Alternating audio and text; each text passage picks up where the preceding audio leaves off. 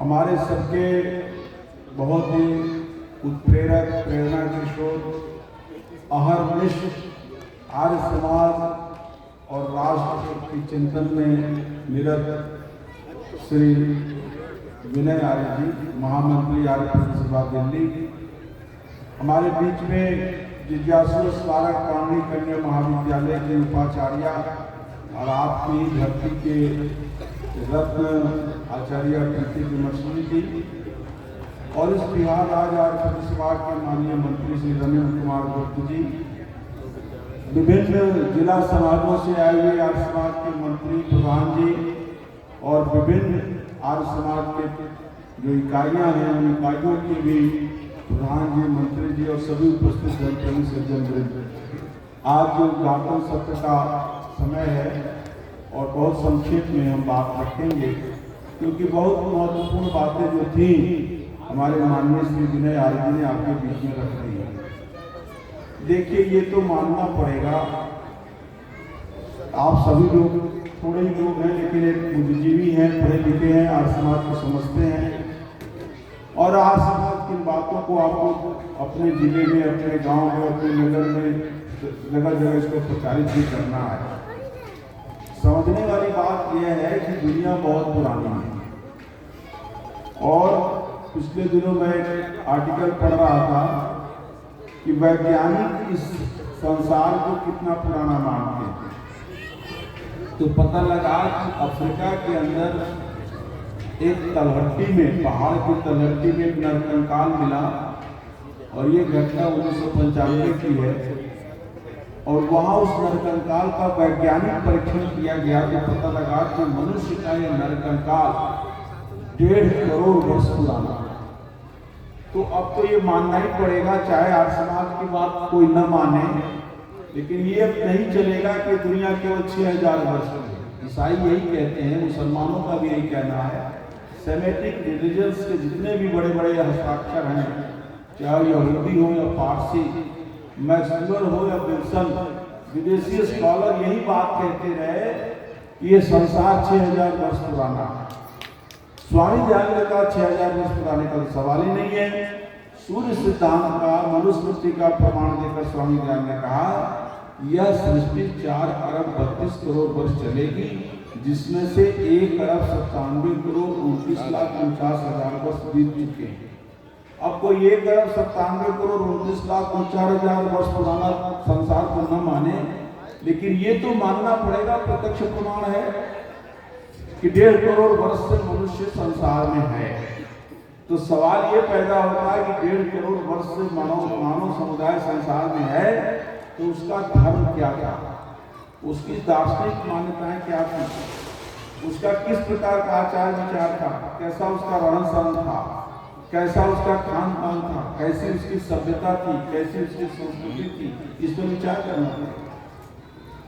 हम लोग पढ़ते थे जब नई उम्र के थे तो उस समय तक ये बताया जाता था 1970-72 में कि महाभारत काल्पनिक है, रामायण काल्पनिक है, और बड़े दुख की बात रही कि जो राम मंदिर को लेकर जो मुकदमा चला, वहाँ सुप्रीम कोर्ट तक मुकदमा चला। बड़ी खेद की बात थी कि उस मुकदमे में जो सुप्रीम कोर्ट में बहस हुई, उसमें जो एक वकील खड़े हुए कांग्रेस पार्टी की ओर से, मैं किसी पार्टी का मेंबर नहीं हूँ, सच्चाई बयान कर रहा हूँ, तो उन्होंने कहा कि रामायण काल्पनिक है और महाभारत भी काल्पनिक है। लेकिन मुरली मनोहर जोशी के काल में ही सैटेलाइट से समुद्र के अंदर ये देख लिया गया कि द्वारिका जो नगरी थी, कृष्ण भगवान की जो राजधानी थी, द्वारिका नगरी, आज जो द्वारिका है लेकिन वो द्वारिका नहीं है, जो कृष्ण जी के समय में थी, वो समुद्र के अंदर विराजमान है, उसके खंडर विराजमान है। आकाशीय सैटेलाइट में और समुद्री अंदर जाकर के लोगों ने उस नगर का पता लगा लिया। तो कहने का मतलब ये, हमको ये सोचना चाहिए कि हम क्या थे। और मैं तो सभी लोगों से कहता हूँ, सवाल हिंदू मुस्लिम का नहीं, भारत की जो आबादी है, कम से कम भारत में जितने लोग रह रहे हैं, ये इनका डीएनए टेस्ट हो जाए तो इसमें 1% व्यक्ति भी ऐसा नहीं है जो भारत से बाहर से आया या भारत से बाहर से आए हुए उनके खानदान है, उनकी संतान है नहीं है। मुगल जो आए थे, उन मुगलों के भी जो बादशाह थे, उनको जो बादशाह के परिवार के लोग थे, उनको खत्म कर दिया अंग्रेजों ने। जब लड़ाई हुई तो वो खत्म कर दिए गए। बहादुर शाह जफर को बर्मा भाग गया, वहीं उसकी कब्र बनी गई। और अभी आप विनय जी को सुन रहे थे, पलासी की लड़ाई में सिराजुद्दौला जो हारा और लॉर्ड क्लाइव विजयी हुए। लॉर्ड क्लाइव विजयी होने के बाद मुर्शिदाबाद में गया, उसने अपने दोस्त को पत्र लिखा कि मुझे बड़ा दुख है। दुख नहीं, उसने तो अपनी हर्ष था, हिंदुस्तान के लोगों पर उसने दुख प्रकट किया। कितने यहाँ के लोग मूर्ख हैं, इतने बेअकल हैं कि मैं केवल 200 सिपाहियों के साथ मुर्शिदाबाद में जब प्रवेश कर रहा था लॉर्ड क्लाइव, तो केवल 200 सिपाही और देखने वाली हजारों जनता थी, हिंदू जनता। तो उसने लिखा अपने दोस्त को कि यदि यहाँ के लोग पत्थर भी मारते, डंडा भी मारते, फूल पत्थर भी गोबर भी फेंकते, तो हम 200 लोग क्या वहीं समाधि हमारी बन जाती है, हम रास्ते नहीं खत्म हो जाते। लेकिन बड़े शान से हमने मुर्शिदाबाद के नगर में प्रवेश किया और लाखों की जनता हमको देख रही थी। पलासी की लड़ाई में इसलिए भी यही और सेना कम थी, लेकिन मीर जाफर ने जो दगाबाजी की सिराजुद्दौला के साथ, जिसके कारण मुगलों का शासन का बंगाल का जो सूबा था वो पराजित हो गया। ऐसे ही गद्दारी हमारे देश में जयचंद ने की थी पृथ्वीराज के साथ, ऐसे ही गद्दारी हमारे महाराणा प्रताप के साथ भी लोगों ने किया, मान सिंह ने। तो स्वामी दयानंद ने इन सब चीजों को पढ़ा। हम तो ये कहते हैं यहाँ के प्रत्येक व्यक्ति को सोचना चाहिए कि जब दुनिया का सबसे पुराना देश भारत है, इसको भी लोग काटते हैं। बड़ी मजे की बात है कि हर सच्ची बात को काटने में लोग लगे रहे। लोगों ने कहा कि सबसे पुरानी सभ्यता मिस्र की है, रोम की है, ग्रीस और यूनान की है। ये बात भी गलत है, क्योंकि सभ्यता बनती है भाषा से। कोई असभ्य समाज ही रहेगा, भाषा के बिना तो समाज असभ्य रहता है। और भाषिक जो संपदा है, भाषिक जो संपत्ति है, अब दुनिया में 2500 से ज्यादा भाषाएं, छोटी बड़ी भाषाएं हैं, लेकिन उन सभी भाषाओं में सबसे रिच, सबसे संपन्न भाषा संस्कृत की भाषा है। सबसे संपन्न व्याकरण संस्कृत का व्याकरण है। आज पता लगा लिया गया है कि इतना पता लग गया है कि यदि संस्कृत के व्याकरण के पृष्ठों की गणना की जाए, जो प्राप्त है और जो अप्राप्त भी हो गए लेकिन उनके बारे में जानकारियां हैं, तो 2 लाख पृष्ठ है केवल व्याकरण। संस्कृत व्याकरण के पृष्ठों की संख्या 2 लाख। न्याय दर्शन पर 2.5 लाख पृष्ठ के साहित्य न्याय दर्शन के ऊपर। तो इतना पुराना देश है कि वेद और वेदांत उपांग के ऊपर हजारों नहीं लाखों वर्षों तक हमारी संपदा रही है, हमारे ऋषि मुनि रहे हैं। स्वामी दयानंद ने एक बहुत संक्षेप में एक बात कहा था कि ब्रह्मा से लेकर जैमिनी तक ये ऋषियों की परंपरा है। ये गौरव हमें जगाना होगा गांव गांव में, नगर नगर में। मैं तो बहुत छोटे से गांव से आया हूँ, मेरे यहाँ के चंपारण के लोग आए हुए हमारे जिले के, जहाँ मेरा जन्म हुआ था, इतने छोटे से गांव में। लेकिन आज समाज का संदेश मेरे गांव में पहुंचा और मैं पढ़ लिख कर आगे बढ़ा। तो इस कहने का मतलब है कि गांव के एक एक व्यक्ति के दिमाग में बात उठाने की जरूरत है, चाहे वो हिंदू हो, चाहे मुस्लिम हो, चाहे ईसाई हो, कोई हो। अरे भाई, जो मुस्लिम भी हो गए और ईसाई भी हो गए, तुम मूलतः इस अरब से नहीं आए। मोहम्मद साहब से और अरब के लोगों से तुम्हारा कोई लेना देना नहीं। वहाँ की बात जाने दीजिए। एक महिला एंकर है पाकिस्तान टीवी की, उसने कहा कि जो 1947 में भारत के विभाजन के बाद जो मुसलमान यहाँ से पाकिस्तान गए, आज तक पाकिस्तान के मुसलमानों ने उनको अपना नहीं माना। उनको हिंदुस्तानी मुसलमान कहते हैं, महावीर कहते हैं। तो इसलिए ये सोचना है कि इस देश का जो सबसे बड़ा इतिहास रहा है और बहुत लंबा इतिहास रहा है, उसके मुकाबले का कोई इतिहास नहीं हो सकता। इसकी भाषा, इसकी संस्कृति, इसकी सभ्यता, इसके विधि, कानून, इतिहास, सारी चीजें, रामायण महाभारत की कथाएं, इतने उदार आदर्श चरित्र, ये सब गौरव गान हमें बताना होगा गांव के, नगर के, कस्बे के हर बच्चे को अंदर। और ये दुख की बात है कि हमारी पढ़ाई में भी जो बातें आनी चाहिए नहीं आ पाई। जब कपिल है, कणाद है, गौतम है, व्यास है, जैमिनी, इनकी लिखी किताबें हैं, चरक है, शिशु थे, कौटिल्य, चाणक्य हैं, जब इनकी लिखी हुई किताबें हैं तो फिर इनका इतिहास तो होना चाहिए। लेकिन आप आश्चर्य करेंगे कि भारत का इतिहास पढ़ाया जाता है इससे हिस्ट्री का, इसमें कहीं चर्चे नहीं, चाणक्य नहीं है। 1913 ईस्वी में अर्थशास्त्र मिला, स्वामी दयानंद के समय भी अर्थशास्त्र मिल गया होता, चाणक्य का पृथ्वी अर्थशास्त्र, तो स्वामी दयानंद की चर्चा करते। लेकिन उन्होंने तो सूत्रनीति, विदुर प्रजागर, विश्व पर्व और महाभारत और मनुस्मृति के आधार पर भारतीय राष्ट्र धर्म का पूरा अध्याय इंग्रजी भाषा का में लिखा। तो ये गौरव गान केवल आर्य समाज गाता है, जाना चाहिए। यदि आर्य समाज के उत्सव में हम न गए होते बचपन से, तो हम तो फतेह सिंह, बहादुर सिंह, वीरबंदा बैरागी, हरसिंह नलवा, रानी पत्नी का जौहर सब जान ही नहीं पाते, क्योंकि ये तो कई इतिहास में है। तो ये इतिहास के जो सच्चाइयों को आर्य समाज के प्रचारकों ने गांव-गांव में प्रचारित किया।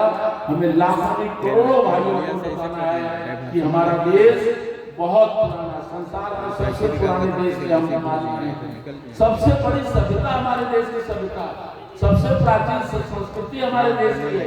अभी मेरे जी कह रहे थे, मैं एक दो बात बताऊं, जब दो भाषा भाषी आपस में मिलते हैं, जब से अंग्रेज भारत में 200 साल रहे और 200 साल रहने पर अंग्रेजी उनकी भाषा थी, यहाँ हिंदुस्तान की हिंदी थी, बांग्ला था, मलयालम था, तमिल था, तेलुगु, कन्नड़, ये सब भाषाएं थी। बहुत संक्षिप्त में दो चार बात बता करके 3-4 मिनट में अपनी वाणी को विराम दूंगा। तो भारतीय लोगों से अंग्रेजों का जब मिलन हुआ तो अंग्रेजी भाषा के शब्द हिंदी में लिए। ये दुनिया का नियम है कि दो भाषा भाषी आपस में रहेंगे तो एक दोनों दूसरे की भाषा को कुछ शब्दों को ले लेते हैं, व्यवहार में चल सकते हैं। आज हिंदी में सैकड़ों नहीं हजारों शब्द अंग्रेजी में चलते हैं, हजारों शब्द अंग्रेजी में चल रहे हैं। रिक्शा चलाने वाला भी जान रहा है, अनपढ़ मजदूर भी जान रहा है कि कुछ शब्द हमारे व्यवहित हो। लेकिन अंग्रेज जब भारत में आए और अंग्रेजी भाषा का संस्कृत हिंदी भाषा से मिलन हुआ तो अंग्रेजी ने कौन सा शब्द पहले लिया, इस पर कि अंग्रेजी भाषा ने भारतीय भाषा का जो शब्द लिया, सबसे पहले वो शब्द लिया लूट शब्द लिया और उसके स्पेलिंग भी तय की, LOOT लूट। उसकी वर्ब भी क्रिया भी बनाया लूटिंग, LOOTING लूटिंग। इसलिए यहाँ के जिला स्तर का जो सबसे बड़ा अधिकारी अंग्रेजों ने बनाया, उसका नाम क्या रखा, कलेक्टर। इस पर भी इतिहास में काम हुआ कि कलेक्टर नाम क्यों रखा, कलेक्शन करने के लिए। अंग्रेजों का कोई और उद्देश्य नहीं था, यहाँ राज्य करना और यहाँ की संपदा को लूट करके ले जाना ब्रिटेन के अंदर। भारत की जो आज गरीबी आ रही है, इसकी बहुत कुछ काम हुआ है। 1947 से पहले जो देश जितना विपन्न था वैसा विपन्न नहीं है। हमारे बचपन में भी खाने के लिए गेहूं अमेरिका से आते थे, वो हालत अब नहीं है। और भूखा तो कोई नहीं रह रहा, सरकार मुफ्त में अनाज दे रही है।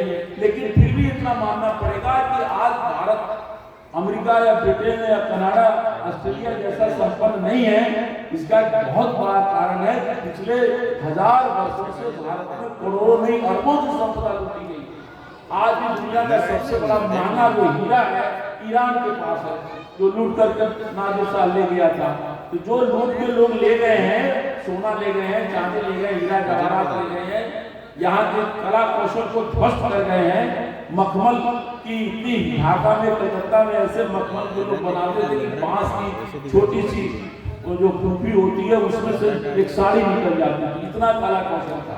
कला कौशल को ध्वस्त करके यहाँ की हर प्रकार की चीजों को बर्बाद करके अंग्रेज 200 साल तक शासन की और हमारी गुलामी, हर प्रकार की गुलामी के कारण बन गई। आर्थिक गुलामी, राजनीतिक गुलामी और सबसे खराब चीज सांस्कृतिक और राष्ट्रवाद तक खत्म कर दिया। इतना जबरदस्त कदम उठाते थे कि सुभाष चंद्र बोस के जीवन में आता है कि उनको लोगों ने पढ़ा रहा था वहाँ का प्रोफेसर कलकत्ता में, उसने कहा कि भारत उष्णकटिबंध प्रदेश पर स्थित है। ऐसे भौगोलिक स्थिति पर भारत है कि जहाँ की हवा कुछ गर्म नहीं होती है, यहाँ का पानी भी कुछ दूसरे ढंग का होता है। इस जल और वायु का सेवन करने वाले लोग कभी शासक नहीं बन सकते, इनके शासित रहना इनके भाग्य में है।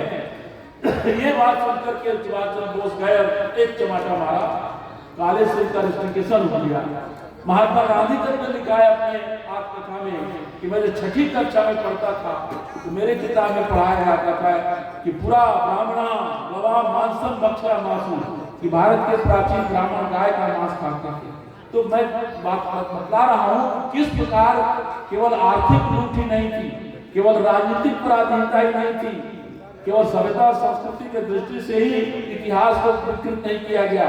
हमारी जो प्राचीन आचार विचार की मान्यताएं थी, हमारे जो वैदिक संस्कृति के जो मूल तत्व थे, उन सबको ध्वस्त करने का काम अंग्रेजों ने किया। और उसके पहले 700 वर्षों तक मुगल और मुगल के आसपास रहने वाले इस्लामी शासकों लोगों ने किया। स्वामी दयानंद का सबसे बड़ा योगदान यह है कि भारत की पराधीनता का, भारत के प्रत्येक प्रकार की पराधीनता का जितनी गहराई से आलोड़न स्वामी दयानंद ने किया है, जितनी मूल तक स्वामी दयानंद पहुंचे हैं, मैं दावे के साथ कह सकता हूं, कोई हमसे बात चाहे कर ले कि 200 वर्षों के इतिहास में 1825 में स्वामी दयानंद का जन्म हुआ था, 1881 में, ये 2025 आने वाला है। पिछले 200 वर्षों में भारत का कोई भी महापुरुष, चाहे वो राजनीतिक दृष्टि से कार्य किया हो, चाहे सांस्कृतिक दृष्टि से कार्य किया हो, कोई भी महापुरुष भारतवर्ष की सारी बुराइयों की जड़ तक नहीं पहुंचा जितना स्वामी दयानंद पहुंचे। इसीलिए उन्होंने सत्यार्थ प्रकाश की रचना की, ऋग्वेदी भाषणिका की रचना की, संस्कार विधि लिखा, वेदों का भाष्य किया, और केवल लेखक तक नहीं रहे, फील्ड में उतरे। स्वामी दयानंद क्या बात है, इतना फील्ड में कौन उतरा?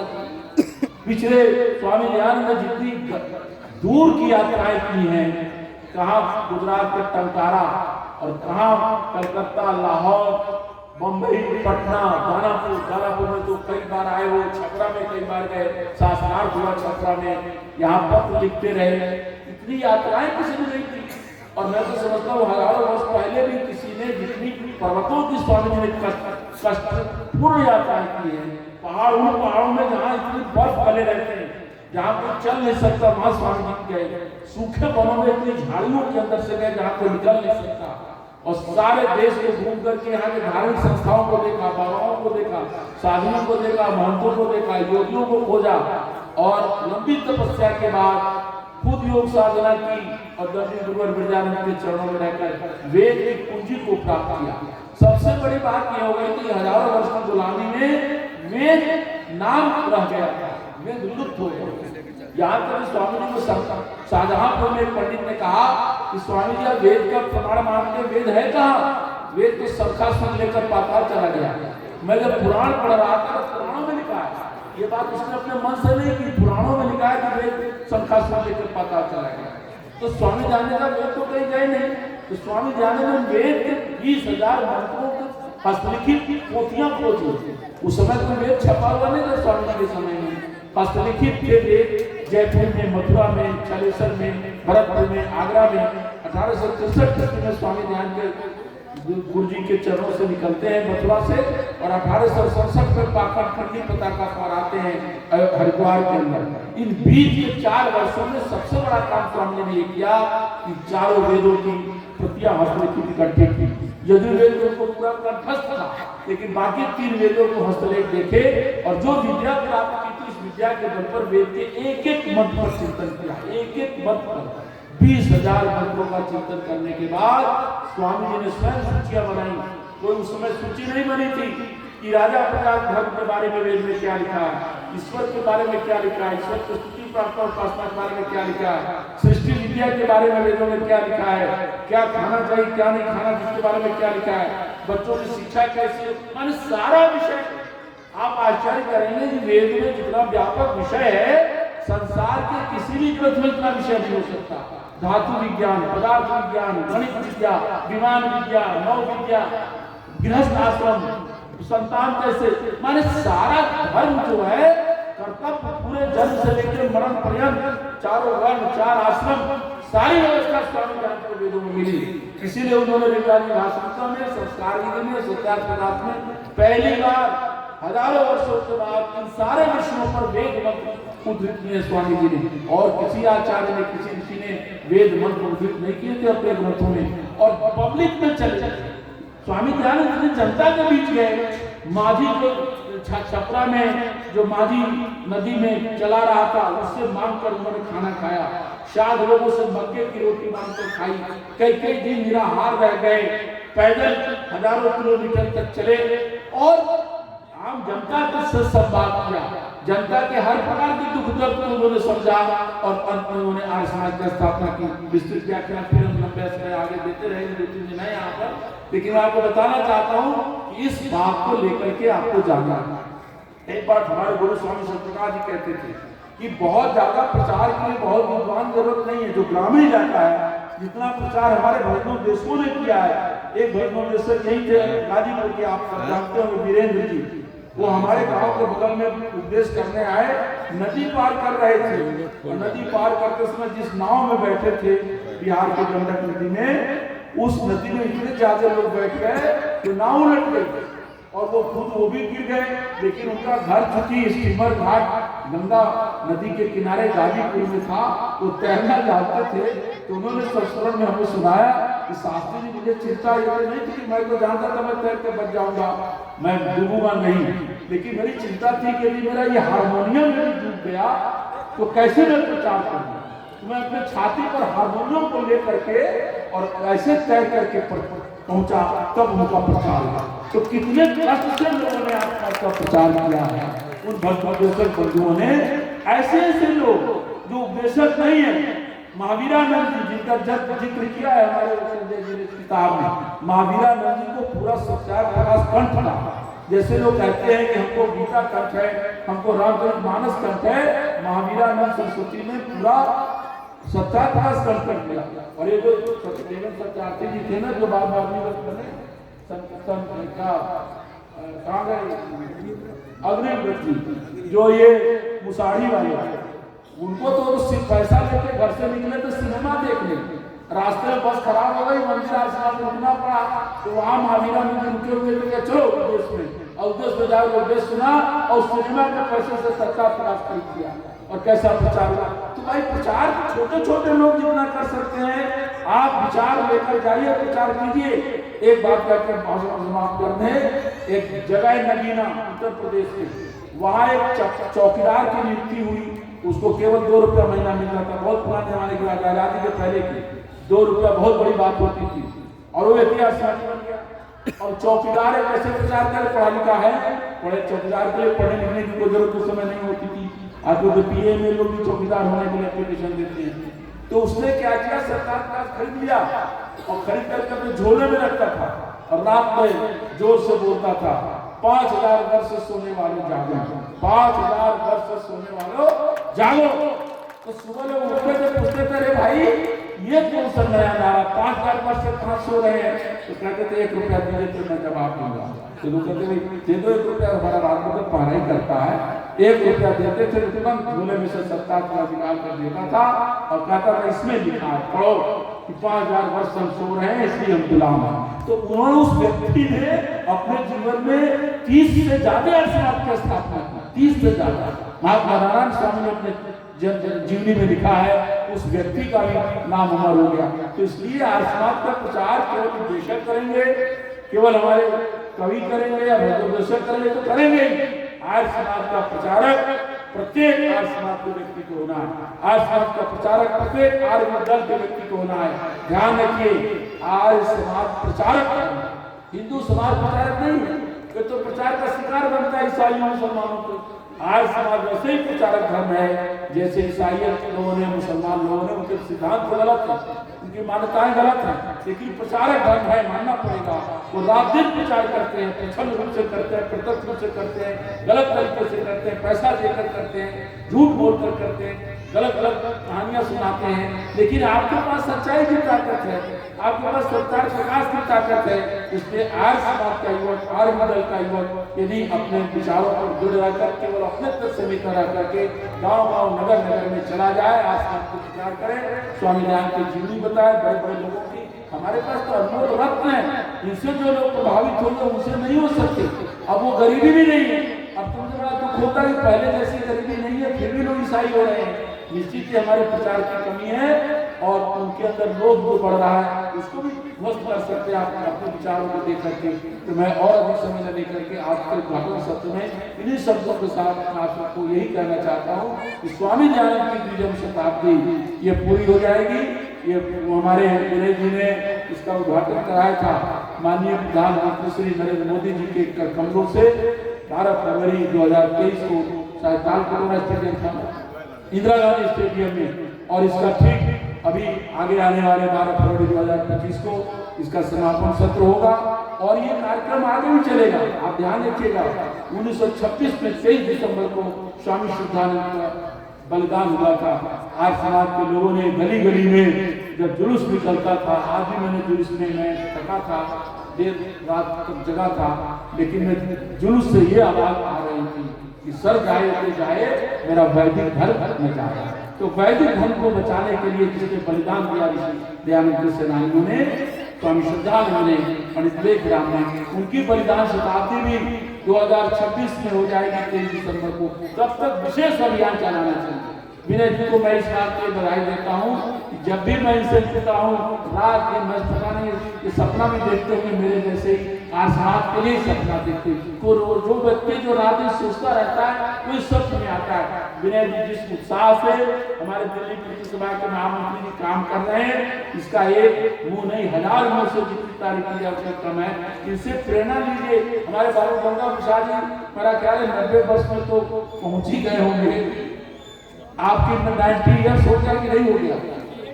हाँ बताइए। तो चल रहे हैं तो 80 साल के बाबू कुंवर सिंह भारत की लड़ाई में अपना हाथ बलिदान कर दिया था और बड़ा स्वतंत्र कराया था।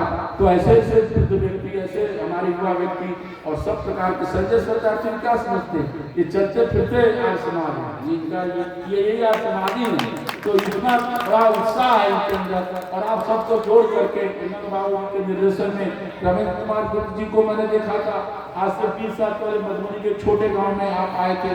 तो इस प्रकार जो काम चल रहा है उसको बहुत तीव्र गति दीजिए। जन्म शताब्दी के अवसर पर हमें आज समाज के कार्यों का लेखा जोखा रखना है। इतिहास का बहुत अच्छा किताबें छापी हैं, लेकिन ये पहला नहीं है, इसका अगला भाग भी होगा।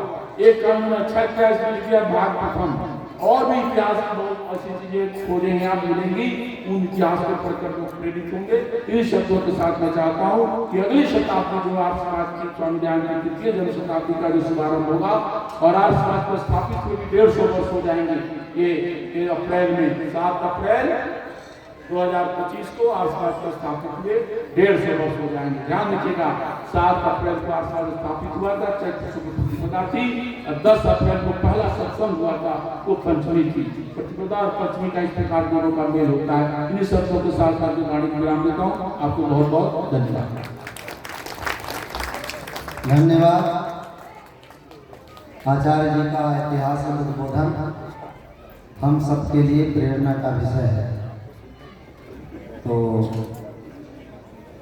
आचार्य जी ने